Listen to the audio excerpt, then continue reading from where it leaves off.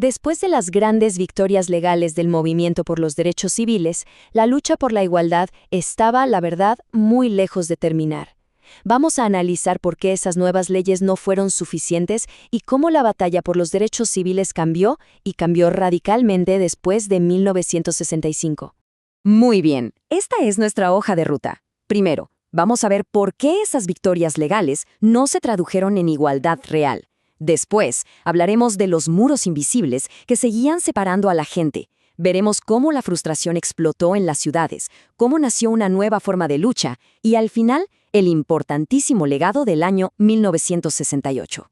Bueno, arrancamos con nuestro primer punto. Victoria, pero no igualdad. Aquí vamos a explorar esa gran pregunta. ¿Por qué estas nuevas leyes, tan esperadas, no fueron suficientes para cambiar la realidad del día a día de muchísimos afroamericanos? A ver, la Ley de Derechos Civiles de 1964 y la Ley de Derecho al Voto de 1965 fueron logros históricos, sin duda. En el papel, prometían el fin de la segregación y daban más protección a los derechos. O sea, eran victorias gigantescas. Pero aquí viene la pregunta del millón. ¿Estas leyes crearon una igualdad verdadera? ¿Cambiaron la vida de la gente de un día para otro? La respuesta, como vamos a ver, es bastante más complicada. Miren este gráfico. Esto nos muestra algo fundamental. Aunque las leyes habían cambiado, la situación económica no lo había hecho. Como se ve aquí, en 1965, más de 4 de cada 10 afroamericanos vivían en la pobreza. Esa cifra era muchísimo más alta que la de otros grupos. Está claro que las nuevas leyes no resolvieron la desigualdad económica.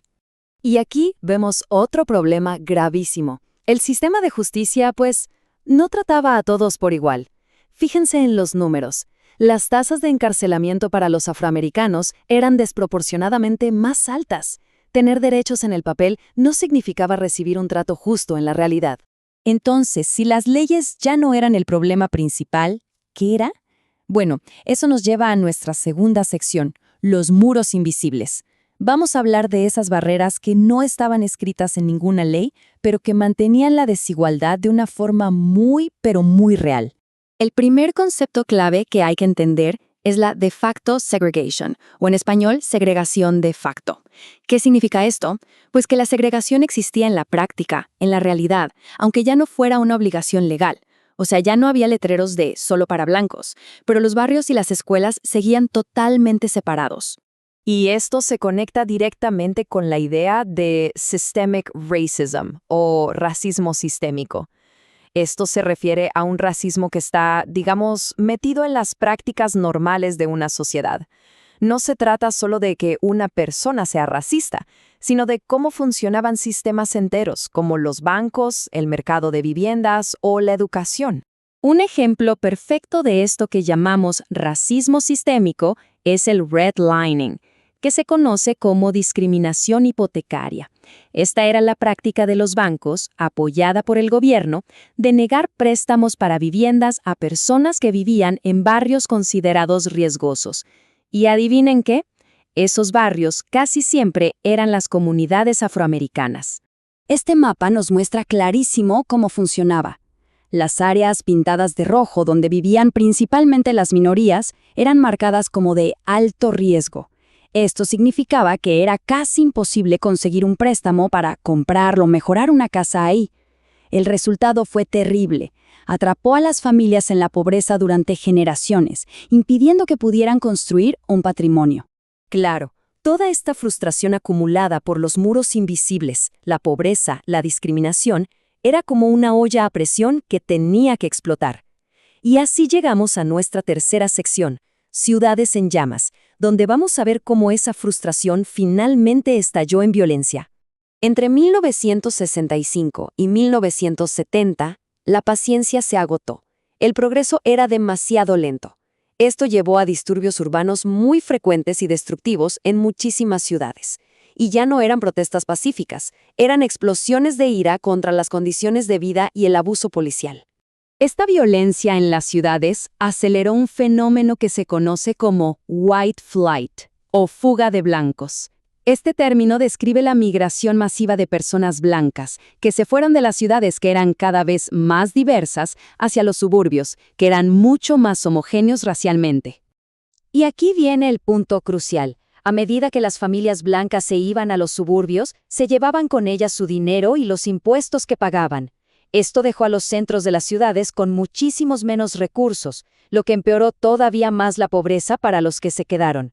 Fue un círculo vicioso. Ante esta situación, con un progreso que se sentía lentísimo, el movimiento por los derechos civiles empezó a transformarse. Y esto nos lleva a la cuarta sección, una nueva lucha. Vamos a ver cómo cambiaron los objetivos y cómo aparecieron nuevas voces con ideas muy diferentes. Fíjense, hasta el mismísimo Martin Luther King Jr. cambió su enfoque. Llevó su lucha al norte, a ciudades como Chicago, para combatir directamente la pobreza y la segregación de facto. Su objetivo ya no era solo la igualdad ante la ley, sino la justicia económica. Pero, claro, no todos estaban de acuerdo en el camino a seguir. El movimiento se dividió. Por un lado estaba la corriente principal, que todavía buscaba la integración y la igualdad legal a través de la no violencia. Pero por otro lado, surgió el nacionalismo negro, que proponía algo muy distinto: separatismo, autosuficiencia y, si era necesario, la autodefensa armada. Y de esta división, de esa impaciencia, nace el movimiento Black Power, o Poder Negro. Fue una respuesta directa a la lentitud del cambio y a la violencia que no paraba. Apoyaba los derechos y el poder político de la gente negra y muchas veces rechazaba la no violencia, proponiendo en su lugar la autodefensa. Este símbolo, el puño cerrado y en alto, se convirtió en el emblema de este nuevo enfoque. Representaba orgullo, fuerza y una postura mucho más radical y desafiante en la lucha por la libertad. Quizás la organización más visible y controvertida de esta era fue el Partido de las Panteras Negras. Defendían la autodefensa armada para proteger a sus comunidades de la policía, pero ojo, también organizaban programas sociales importantísimos, como desayunos gratuitos para los niños del barrio. Se volvieron un símbolo muy poderoso del radicalismo negro. Y todo esto nos lleva a un año que lo cambió absolutamente todo: 1968. Nuestra última sección se enfoca en el legado de ese año y en cómo un evento trágico marcó un antes y un después para todo el movimiento. En abril de 1968, Martin Luther King Jr. estaba en Memphis apoyando a trabajadores negros que estaban en huelga, y mientras estaba en el balcón de su motel, fue asesinado. El líder del movimiento no violento fue, irónicamente, víctima de la más brutal violencia. La muerte de King provocó una ola de dolor y disturbios en todo el país, y nos deja con una pregunta final, una paradoja para reflexionar. ¿Cómo puede un solo evento generar, al mismo tiempo, progreso y una división aún mayor? Porque por un lado, su muerte impulsó la aprobación de la Ley de Vivienda Justa, una victoria enorme, pero por otro, radicalizó a muchísimos que perdieron la fe en la no violencia, ahondando la división en esta lucha por la igualdad, que como vimos hoy, aún no había terminado.